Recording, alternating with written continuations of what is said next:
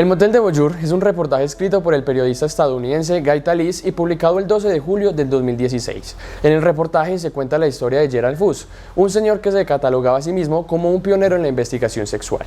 Un voyeur es una persona que espía o mira a escondidas a otras personas en situaciones eróticas para excitarse sexualmente. Foos adquirió el motel Manor House en Denver con el fin de espiar a los clientes mientras mantenían relaciones sexuales, satisfacer su necesidad de voyeur y para responder la pregunta de cómo se comportaba la gente en la intimidad de su dormitorio.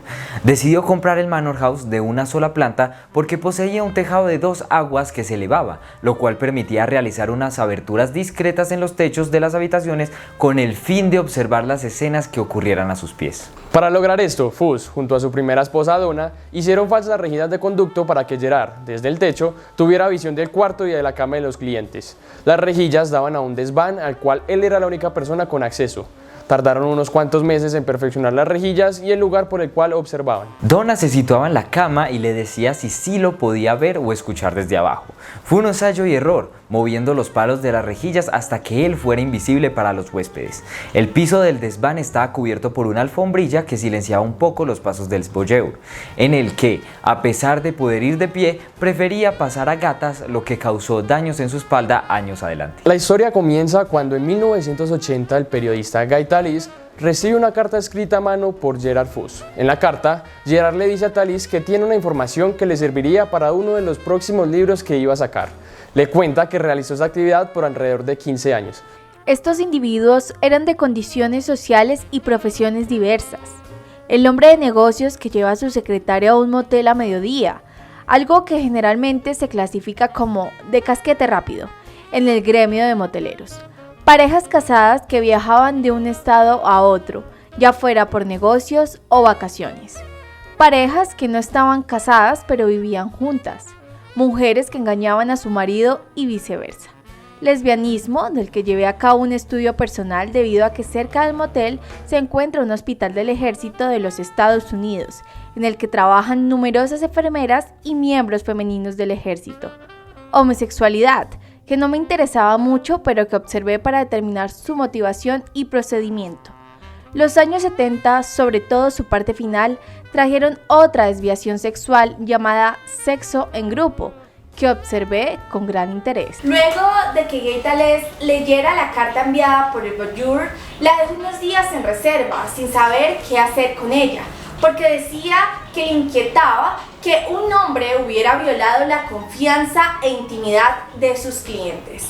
Y al ser un escritor de no ficción que insiste en utilizar nombres auténticos, supo enseguida que no aceptaría su condición de anonimato. Tiempo más adelante, cuadró el encuentro con Foos. Antes de mostrarle todo lo que tenía en el motel y las historias, el personaje hizo firmar al periodista un documento de una página, perfectamente mecanografiado, en el que se decía que jamás mencionaría su nombre en lo que escribiera y que tampoco asociaría su motel con la información que decidiera compartir con él hasta que no firmara un documento autorizándolo.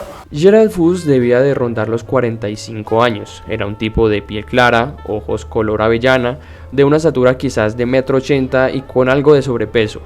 Llevaba una chaqueta de lana color tabaco sin abrochar y una camisa con el cuello abierto que parecía demasiado pequeña para su pescuezo grueso y musculoso.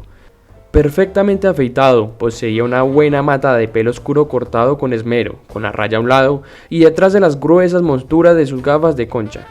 Su comienzo como voyeur empezó cuando tan solo era un adolescente.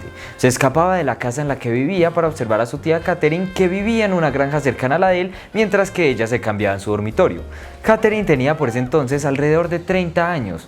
Comentaba que se escabullía para lograr verla por la ventana de su habitación. Esta fue la razón por la cual él empezó a masturbarse y observar a la gente sin que ellos se dieran cuenta. Foos desarrolló una fuerte obsesión por su tía al punto de sentir celos cuando ella estaba con su esposo, sobre todo cuando mantenían relaciones que él claramente observaba. Gerald solo tuvo 2 esposas en toda su vida, Donna y Anita. Donna fue la primera, era enfermera en un hospital de Denver. Gerald cuenta que desde antes de su matrimonio ella supo sobre su curiosidad y obsesión por observar personas. Le conté que me parecía algo excitante, que me producía una sensación de poder y que en el mundo habían muchos hombres como yo. Creo que el hecho de que fuese enfermera facilitó las cosas. Casi todas las personas que trabajan en enfermería son de mente abierta, dijo Gerald.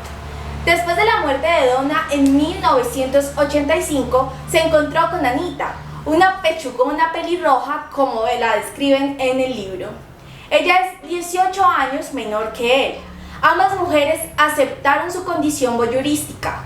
Incluso lo acompañaban en el desván y tenían sexo mientras observaban.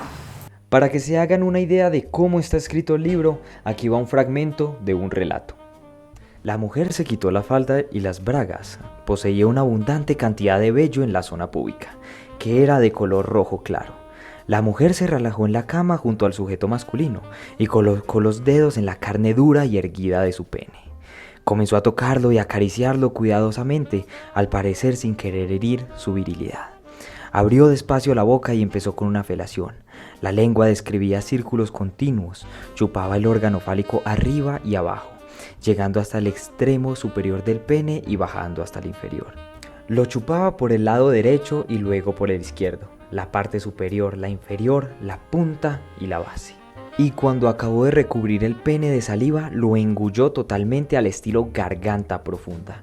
El cuerpo del hombre se estremeció y tembló mientras la boca de ella seguía absorbiéndolo. Luego, él le acarició suavemente los bulbos de sus grandes pechos, de manera que los poros de la piel de la mujer parecieran abrirse al tacto de sus dedos, antes de apretárselos con más fuerza mientras comenzaba a mover la cadera al ritmo de la acariciante boca de ella.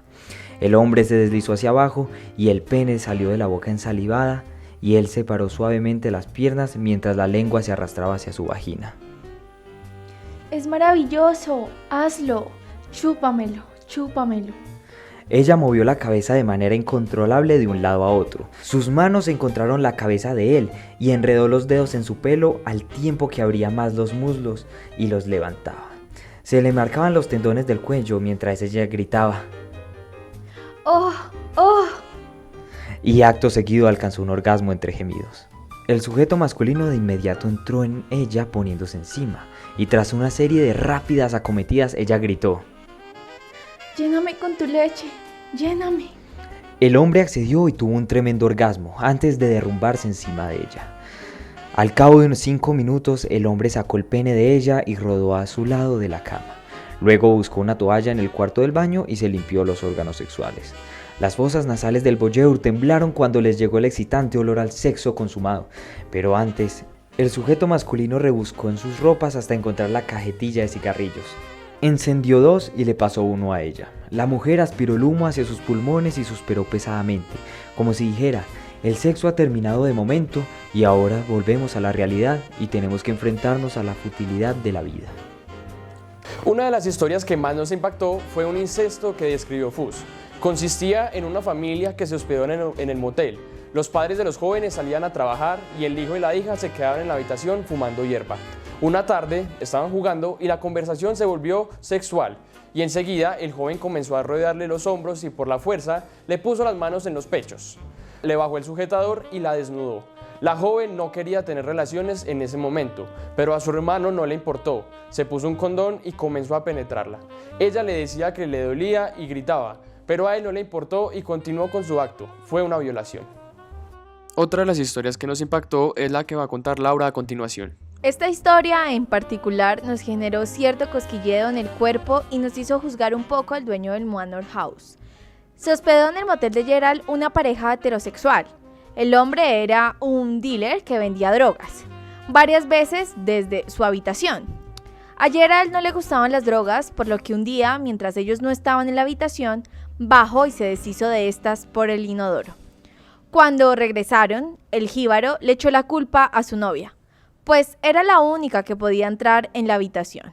Obviamente la chica no sabía nada, por lo que lo negó todo. El hombre enfurecido la golpeó y ella respondió, lo que lo enfureció más y terminó por ahorcarla y empujarla fuertemente. Gerald pensó que estaba viva y no hizo nada. Al otro día, la dama de llaves se encontró con el cadáver. Gerald era el dueño de 2 moteles, pero el Manor House era el principal donde tenía su laboratorio de observación.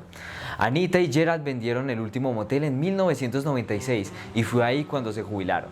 A través de las décadas en las que él observó gente, logró detallar cambios que se dieron durante los últimos 30 años del siglo XX. Vio cómo la sociedad pasó a ser más liberal con sus relaciones y todo esto lo deja plasmado en el diario que él escribió.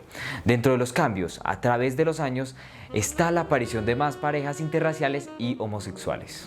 Finalmente, Gerald Fuchs decide contactar una vez más con Gay Talese y darle autorización para que utilice su nombre en el libro. Esto sucedió en el año 2013. 3 años más tarde, el libro fue publicado.